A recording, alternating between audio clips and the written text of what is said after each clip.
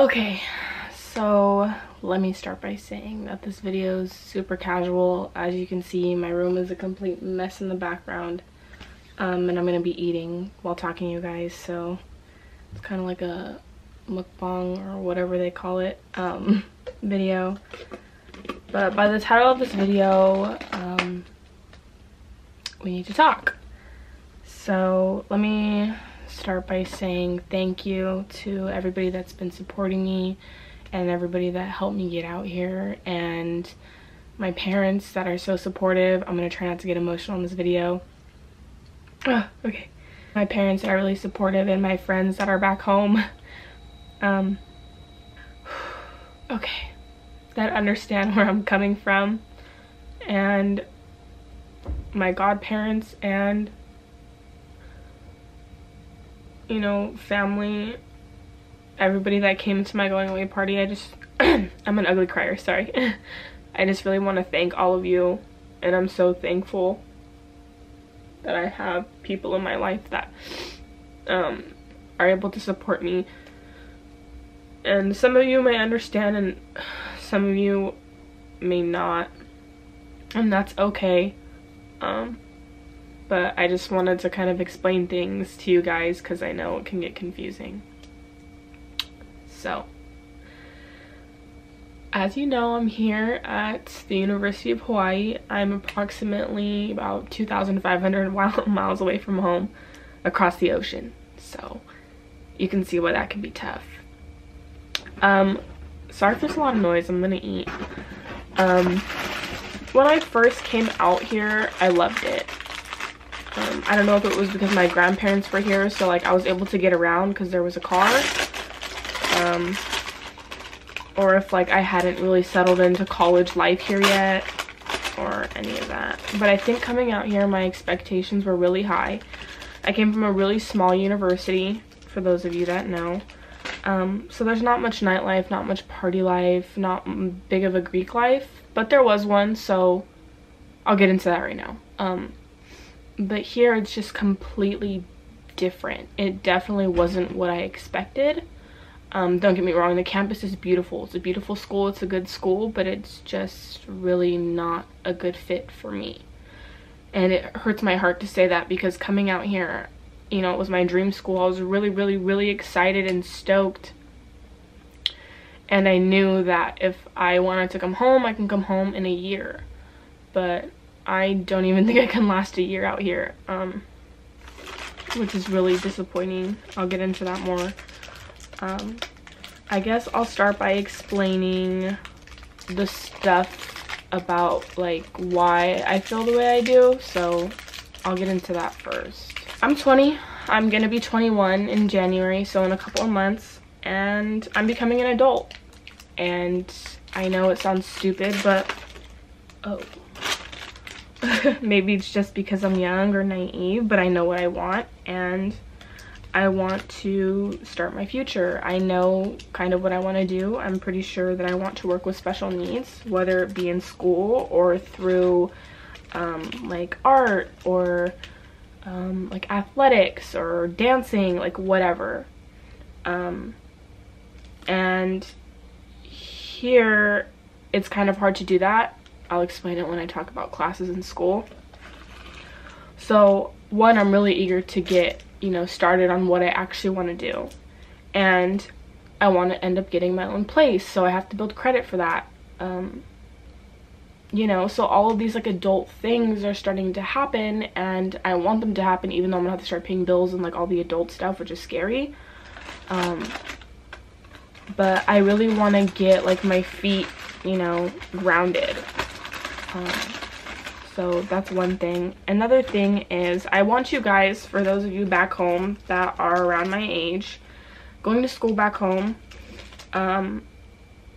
imagine being taken from home and being put somewhere completely different, which was obviously bound to happen because I'm in a completely different state across the ocean, but I definitely didn't think it would be this, you know, this different.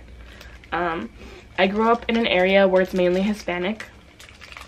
A very small community, you know, a lot of Mexican food. I had a car. I had some friends. I've never really been good at making friends, but the friends I do have, shout out to Kaylin, shout out to Tiara, you know, it's been tough coming here, and it's basically like you're independent, but you're not, because you're stripped of a car. You don't have a car. I don't really know how to ride the bus system. I don't want to ride it by myself because I'm in a completely new area that I'm not familiar with, and I don't want to get lost and not be able to get back. And I don't have very many friends out here. I know people are saying it's only like the first week of school. I'm actually going on, it's going to be September tomorrow, and then a week after that is me being a month out here. I've almost been out here for a month, and I haven't made really any friends. I still haven't gone to the beach. I still haven't gone for a hike. The most I've done is kind of go to the mall and get boba or eat. So I haven't really done anything, and it's basically like feeling like you're stuck in a prison, like in a room, and you're climbing the walls. Like, you can't get out because you don't have a car, you don't know how to take the bus, you don't want to run on campus at night because you don't have pepper spray, because you can't ship it through Amazon from, you know, wherever, because it's like a dangerous fluid. So it's like you're very limited on what you are able to do. So that is one thing. So I just want you guys back home to imagine, you know, you have your car, you have your friends, you know, it's the same old crappy area or whatever you may think, but it's still home. Because when you leave and you don't have a car, you don't have friends, you don't have any family. I have one cousin out here, but I'm not really familiar with them, so it's tough. I've never met them, and that's fine. I'll hopefully do that before I leave. But it's very, very, very hard. And back home, I didn't think my mental health was going to be an issue because I was living fine at school at CSUMB. I never really came home. But when you're surrounded by people that you don't know, you're in a completely different area, and you're unfamiliar with your surroundings, it's very, very, very, very hard. So that's one thing. Another thing is school. So the UH system and the CSU system is completely different. Back home, I'm almost done. Well, I am done with all my GEs, so I'd be considered an upperclassman. So at CSUMB, I'd have to take the GWAR class, which is like an upper division writing class to make sure you're writing at the junior level. I'd have to take an upper division service learning and work on capstone, and then a couple of other like upper division like sociology classes because that's my major. But here, I was placed in 2 lower division classes. One of them was an art and one of them was a global multicultural class. I'm still in art because it's film photography and I want to learn how to do that, which is pretty cool because I'll be developing my own film. But it just kind of, you know, sucks that I worked so hard back home to, you know, get all those GEs done so that when I came here, I wouldn't have to worry about that. Well, they didn't take my art class because I did take an intro to art back home, and they won't take that as an art. And then I also took multiple globalization classes, but they don't take that either because it's not from like a certain date. So it's not from like a 1500 to like a, you know, present day, or, you know, vice versa. So they won't take it. So that was one thing. And another thing is they have different requirements here. So instead of you guys being used to the Cal State system where it's area A, B, C, D, E, over here they have like FQs and HPs and WIs, and it's very, very, very confusing. So I'm a junior. I'm set to graduate here spring of 2020, but that is without the requirements that I'm supposed to need, like that I'm supposed to take from the school here. That's because I squished everything into, you know, summer classes and 2 more semesters after that so that I can be done and go home.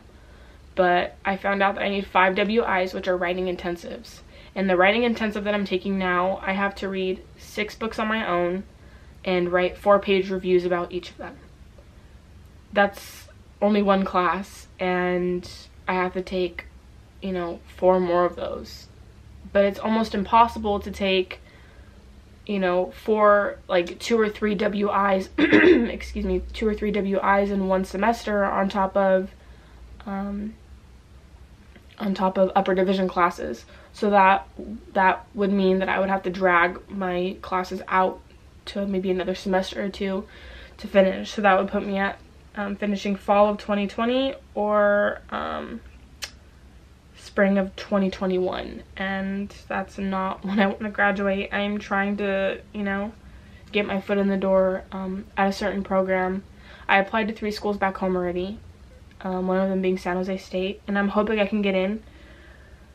That way I can enroll in their program after I'm, you know, done and graduated. They have a really good like teaching credential program, so I really want to do that, and I'm hoping I can get in. But if not, then hopefully, I pray that I can get back in to CSUMB, even though while it was there I didn't like it. But looking back, comparing school there and here, it's just different. Another thing is their Greek life. They only have, I think, about a handful of both frats and sororities. I heard, I'm not sure if this is true, but that there's only 3 sororities and 2 frats, and that's not very big at all. CSUMB had a way larger like Greek life than that, and CSUMB is really small, for those of you that go there and those of you that know. So you can see where, you know, that can be kind of tough. There's also no party life. So parties, I guess, aren't very big out here. You would think because the university's big, there's parties.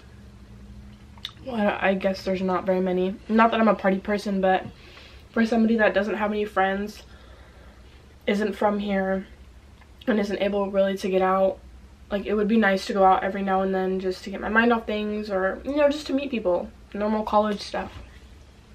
But I guess they don't have that really out here. Also their clubs, I heard they have a lot of clubs, but it's not like back home, at least not yet, to where they table and have all the clubs out, which I wish they had done, or I hope they're doing. That way people like me that don't have anybody or anything can, like, go. On top of the classes that I'm required to take here, that'll prolong my graduation date, and the fact that there's really no nightlife, party life, Greek life, or anything that you would expect from a big university. It's not what I expected, and every day I miss home, and every day I just, you know, wish I could jump on a plane and come back home. Coming out of high school and, like, being in college there, I always said, ugh, like, I want to get out of this area, you know, I don't like it here, nothing goes on here, it's boring, it's dry, blah blah blah blah. Well, for those of you that are back home and are considering leaving, I highly encourage you to do that, but also remember that home is home and nothing will ever compare to it.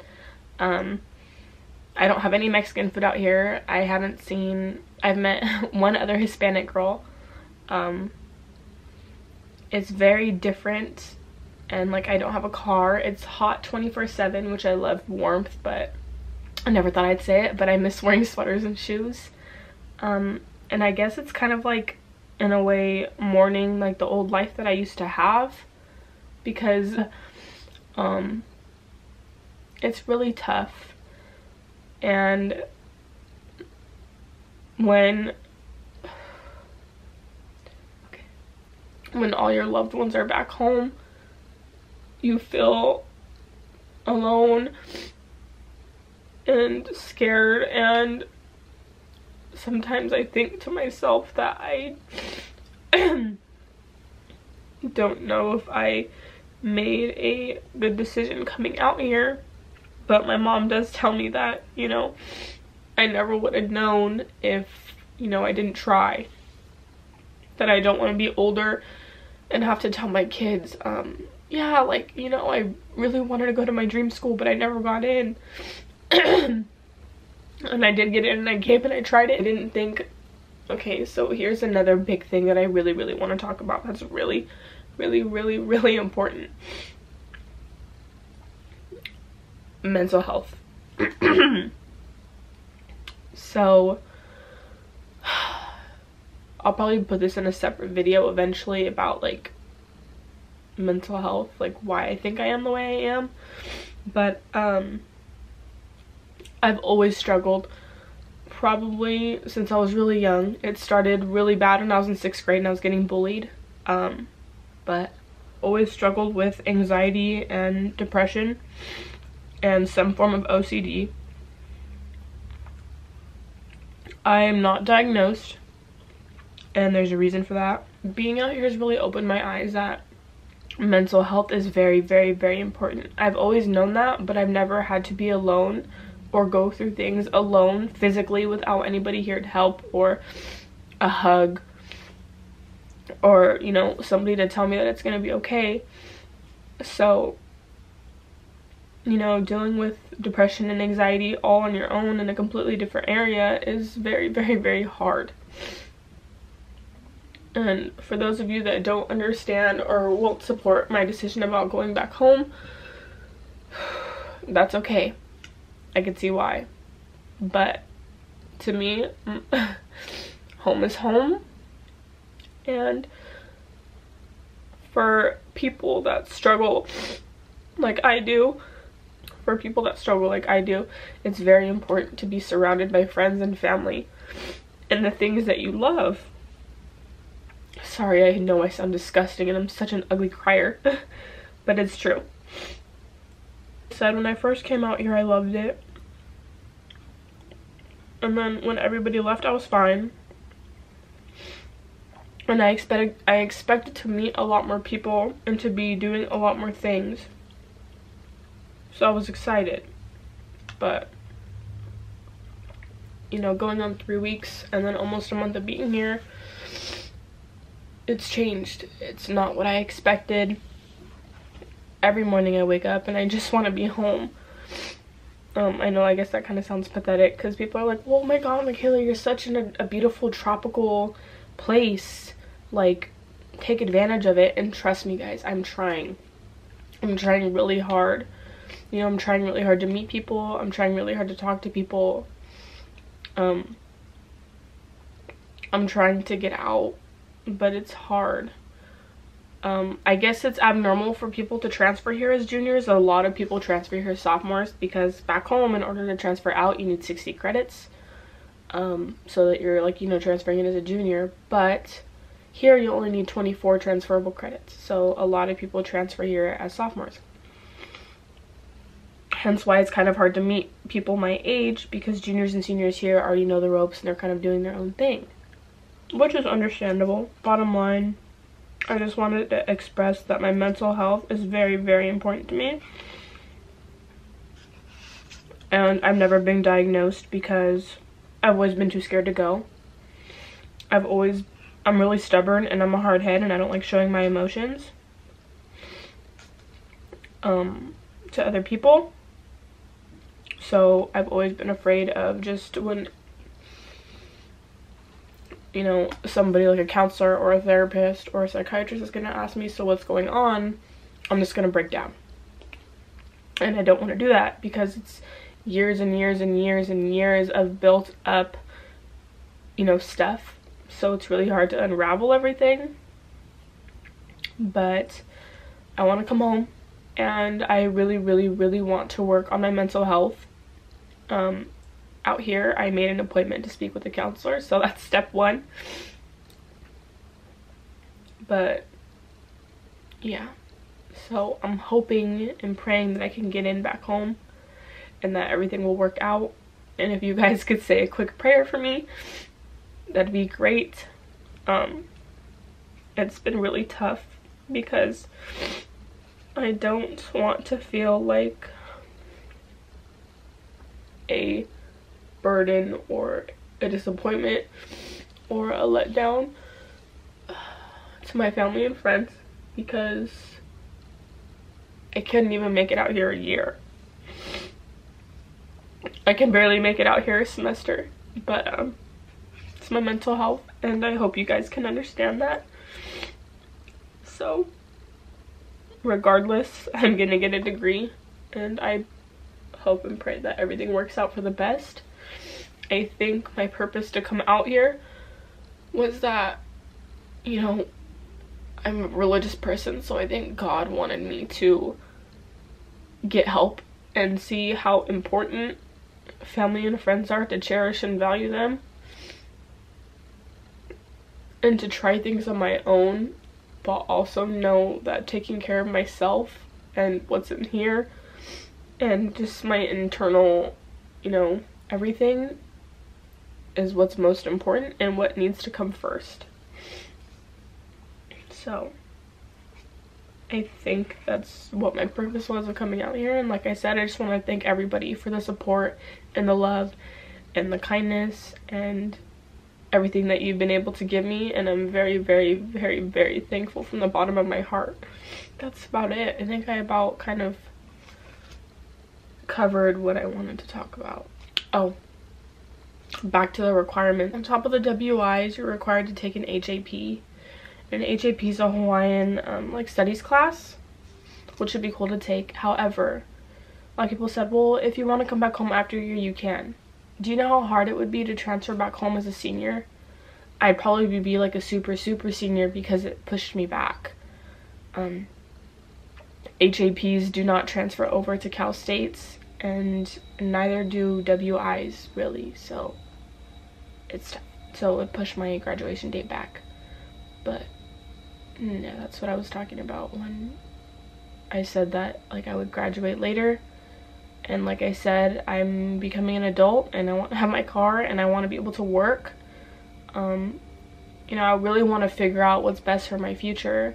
And out here I can't pursue a history minor because then that means I'd have to take extra classes for it, and that would prolong my graduation date. And I can't minor in education either because, I mean, I would have it underneath, you know, my degree, but it would be, I'd get like I think it's like an HIOED, it's like Hawaii education, so I would still have to come back home and take the CBIS test.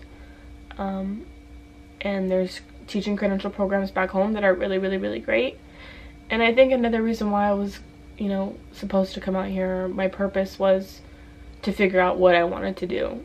And to live here, I'd love to live here, but to go to school here, it's just not me. If you love to surf, or I would love to learn, but like if you know how to do all that stuff and like, you know, that's your vibe, then like completely come out here and try it, do it. Like I encourage you, it's a beautiful campus. But for me, it's just not it. I think for me, family and friends, and you know, thank you to my boyfriend for being so supportive, listening to literally every single day me talking about how I want to come home. And you know, through all my anxiety and depression, he's really, really helped me and be an anchor. I'm gonna get emotional.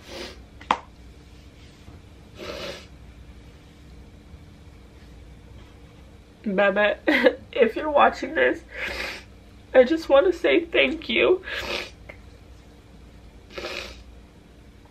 From the start, since we were friends, and you knew that I was applying to a different school, you encouraged me to do it, and not once did you ever try and stop me or talk me out of it. You've been there, you know, through the application, through the acceptance of school, through my late nights staying up crying, studying for stats. You really, really, really have been an anchor, a rock. And now you're here, not here in Hawaii, but you're at this moment in time, you're encouraging me still to get out and try things, to talk to people, but you also support the decision that I want to come home because you know that it's best for my mental health. And I just want to thank you and say that I love you, and you're just, you know, amazing. It just brings so much joy and emotion to my heart knowing that back home I have such an amazing family and boyfriend and friends, and I just, it's mind-blowing to me. If you have any questions, feel free to comment below, or you know, send me a DM or a message, and I'll answer it if you have any more questions furthering like my decision or school or whatever. But for the most part, that's about it. Thank you guys for watching, and I love you. And I still will do videos showing like the campus and stuff, because I think it's, you know, good for everybody to see, and for future people that actually want to come out here.